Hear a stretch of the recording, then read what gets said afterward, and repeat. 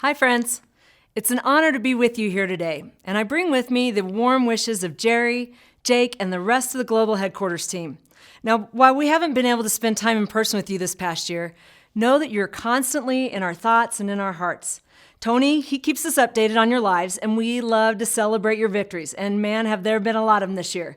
Even from Idaho Falls, we are high-fiving and regularly talking about your businesses. I cannot wait to be able to travel and meet with you in person. I'm sure that you feel the exact same way. But for now, we have an important topic to discuss, and we'll do the best we can with Zoom. So grab your pen and paper, let's roll up our sleeves and get to work. You see, I know that many of you have had unprecedented growth this past year, just as Melaleuca has. And that tells me that you're already very skilled at developing leaders. And now the big question becomes, how do you find new business partners? I don't know about you, but when I was growing up in a small town in Missouri, I can remember going to my mom and dad and talking to them about what I wanted to be when I grew up. And I can assure you, it was not a business builder. Did any of you ever go to your parents and talk about wanting to be a business builder when you were growing up? I'm guessing not, because it isn't a thing. There isn't a unicorn on the side of the road waving a big sign that says, "I'm a business builder." But man, wouldn't that be nice?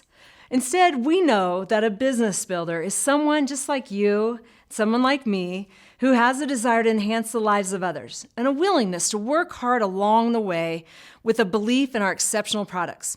Today, we're going to walk through how to develop your own personal finding strategy for identifying business partners. Let's start with strategy. Strategy is a lot of things. It's a plan, it's a vision, but mostly it's a way to win, a way to grow your business. And before we develop your strategy, there are a few questions you should ask yourself. What do I have to offer?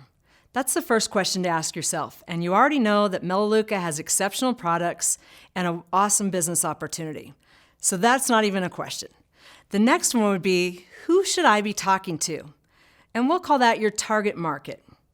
The third question I would ask is, how do I best do that? How will I go about approaching or talking with my target market? And the fourth question is, where do I find them? As you have the answers to these key elements, it will provide you everything that you need to build your strategy. Now, in developing your personal finding strategy, let's do it in 4 easy steps. The first step, we want to choose 3 to 4 tracks to run on, or groups. So think of it this way. In the US, we call them ponds de fish in. We might call it today, let's refer to them as tracks, like train tracks going down the road. There's multiple tracks, and your train can go on any of them, and it can go back and forth from track to track. So these are kind of your big pools, your big groups, or your big tracks. And we're going to choose 3 to 4 of them to develop a strategy for. I'll get more into that in just a moment. The second step will be to develop an action plan for each. Step 3 will be to choose your target market, who it is that you want to work with. And step 4, to make a commitment to working the plan.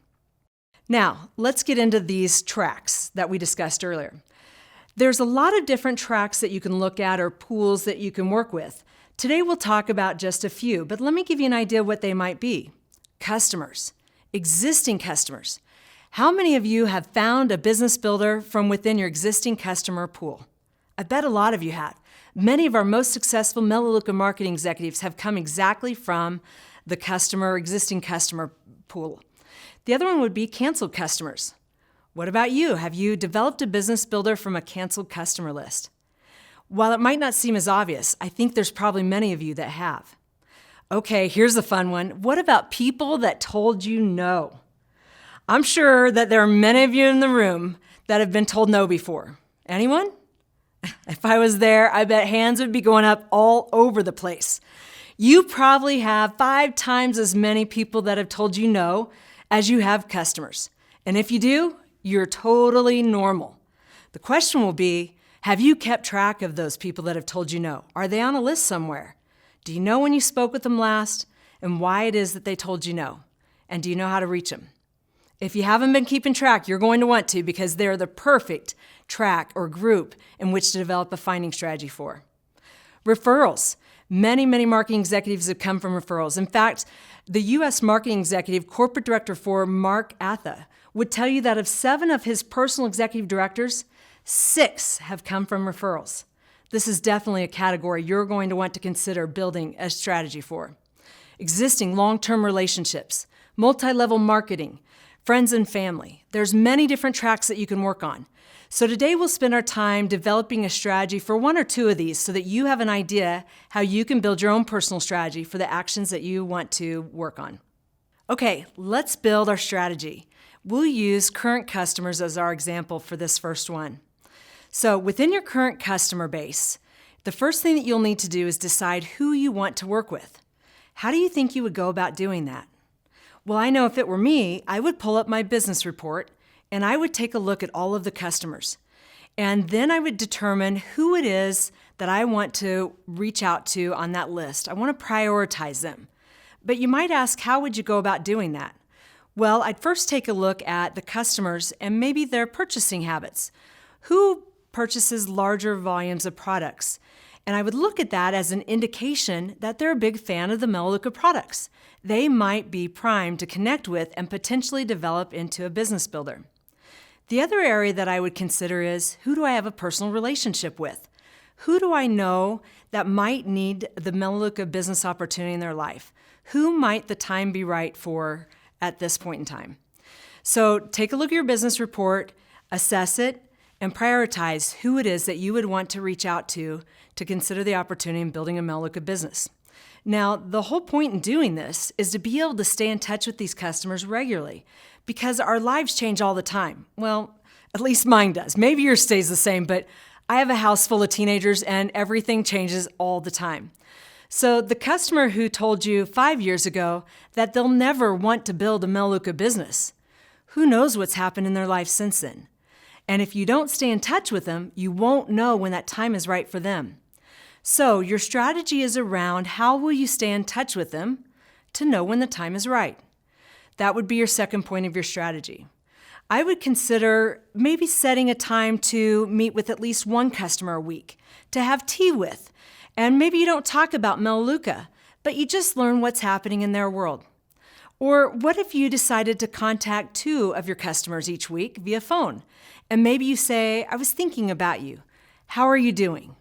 So it's not necessarily, doesn't have to be about Melaleuca, but you're continuing that relationship, continuing to build that rapport. By asking questions and understanding what's happening in their world, you'll know when things have changed for them and if it's time to approach them about building a Melaleuca business. Other ideas that you could include in your strategy might be to write several note cards a week. When was the last time you got a handwritten note card in the mail? I know for me it's been years, but I love it when I get them. The third component is that you'll want to decide specifically how much time you want to devote to this particular strategy. Maybe 10 to 15 minutes a day, maybe 30 minutes a week. And realize that nothing will come of it immediately. It might be that you go and have tea and it was a wonderful time with one of your customers, and they might not want to build a business that day, but you never know what'll come of it down the road, or if you'll develop a referral from it. So I would schedule time on your calendar for those 10 to 15 minutes a day. That's a great way to start. Now, the second part of this is that you're going to want to know, when you meet with these customers, what's going to pique their interests. So think about what questions that you're going to ask. How will you engage with them? Will you use social media? Maybe you'll invite them to an event or share one of the promotion opportunities that you have with them. Let me give you an idea what that could sound like. And these are things that you can plan into your strategy. So you might say, maybe you just came back from convention, and you might say, hey, I just got back from convention. It was awesome. You've got to go sometime. I've recommitted to building my business, and I'm looking for a few people to work with over the next few months to help people get rid of their debt. Lisa, I know that you had recently shared with me that you wanted to reduce your debt. I'd love to be able to help you out with that. What do you think? Is that warm and friendly? Is it about them? Absolutely. That's you making a difference in someone else's life. And if the worst thing they say is no, I don't have the time's not right, that's okay too. Keep their name on their list. Check back in with them. But always, above all, make sure that you're genuine and your concern and your interest is in them specifically. All right, that's our first strategy. Not too hard? So my encouragement for you is to make time to build your own specific strategy for existing customers if that's one of the tracks you choose to run on. Okay, let's talk about another track. What about those who've told you no to building a business? And we talked about before, everybody should have a huge list of no's. If you don't, you're not asking enough. So when you want to build a strategy around this group, here's a few things to consider. Go through your list regularly. Look at it each week. Maybe it's the last Sunday of the month. Whatever it might be, choose a time to regularly look through this list to consider who might be ready to approach about being a new business partner. Prioritize your list, just as we discussed with our customers. Next, what will your strategy be for how you'll approach them? Again, the same pattern that we developed in our strategy for working with existing customers. Here's an example you could use. I have room for one more person on my team. And the last time we spoke, you were wanting to find more time to stay at home with your family. I'd love to be able to see you do that. Can we get together? Again, it's all about them. And I'm sure that all of you in the room would have a much better, much smoother, much more sincere thing to say, but take it for what it's worth and it'll just give you an idea where you can get started. Okay, one more specific example for a track. Let's talk about referrals. Now, as we already discussed, this is an incredibly important category. There's a lot of opportunity here if you'll allow for it.